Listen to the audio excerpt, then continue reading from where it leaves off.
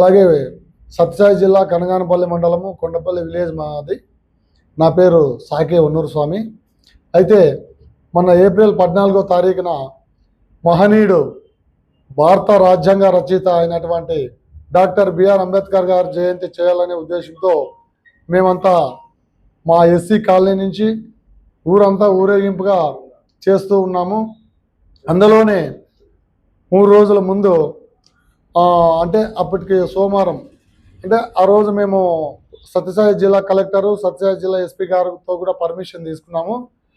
చేసుకోండి జయంతి అని చెప్పుగా మేము అంబేద్కర్ జయంతి చేస్తూ ఉండగా మా మీద కుట్రమైనటువంటి వ్యక్తులు, కొంతమంది అగ్రవర్ణాలకు చెందినటువంటి చంద్రశేఖర్ రెడ్డి అనే వ్యక్తి, ఆయనతో పాటు ఆయనకు సంబంధించినటువంటి ఒక చిన్న గ్యాంగ్ వ్యక్తులు, అంటే ఒక 20 మంది కలిసి ఈ అంబేద్కర్ జయంతిని అడ్డుకోవాలా, జరగనీయకూడదు అనే దురుద్దేశంతో అడ్డుకునే ప్రయత్నం చేయగా అక్కడ మాకి భద్రతగా వచ్చినటువంటి సిఐ గారు, కనగానపల్లి ఎస్ఐ గారు, మరి వీళ్ళంతా కూడా ఇట్లా మీరు చేయడం కరెక్ట్ కాదు, అంబేద్కర్ జయంతి చేసుకుని దేశవ్యాప్తంగా జరిగేదే కదా అని అనగా, మరి చంద్రశేఖర్ రెడ్డి అనే వ్యక్తి సిఐ గారిని చొక్కా పట్టుకొని నానా దుర్భాషలు ఆడగా సంథింగ్ అక్కడ గలాట జరగడం జరిగింది.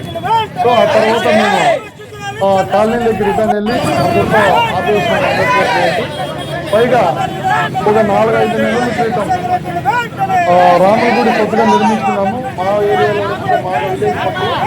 మరి అక్కడ కులవేక్షత అనేది చూస్తూ మమ్మల్ని ఏదైనా ఎస్సీలో అడిగినలో ఆ ఎస్సీ కులాలు పెళ్లి చేసుకుంటే ఊళ్ళో ఊరేగింపు చేసుకుని కులవేక్షత చేస్తారు. అలాగే డ్రామాలు ఊళ్ళో ఆడితే డ్రామాలు కూడా కులవేక్షత చేస్తారు.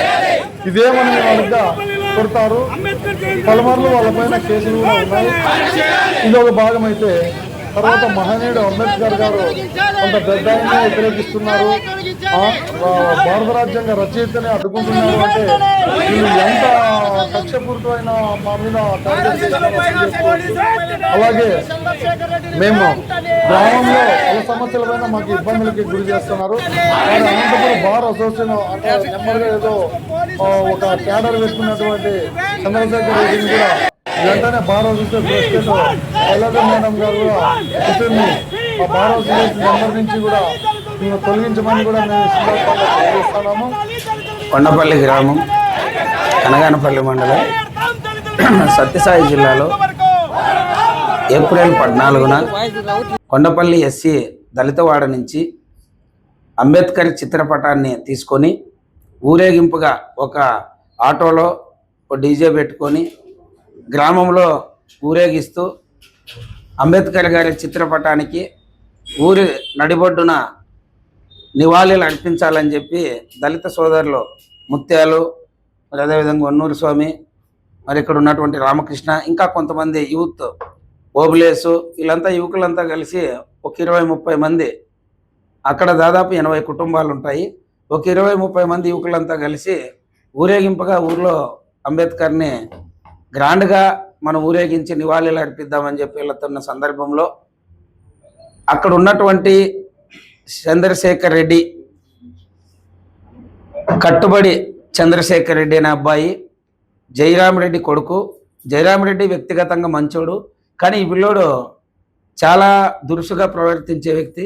కుటుంబ సభ్యులపైన, గ్రామస్తులపైన పలుమార్లు ఇంతకుముందు అనేక దఫాలుగా దూషించినట్లుగా ఆ పిల్లోని పేరు మీద పోలీసులు కూడా కేసులు నమోదు చేయలేదు, కానీ మందలించడం జరిగింది గతంలో, ఇప్పుడు కాదు.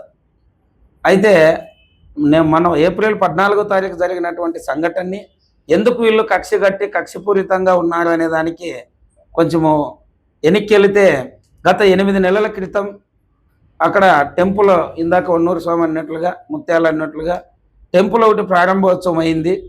రాముని గుడికి సంబంధించి అందరూ చందాలు వేసి ఒక 40 లక్షలుగా దాదాపు చందాలు చేసి గుడి కట్టుకున్నారు.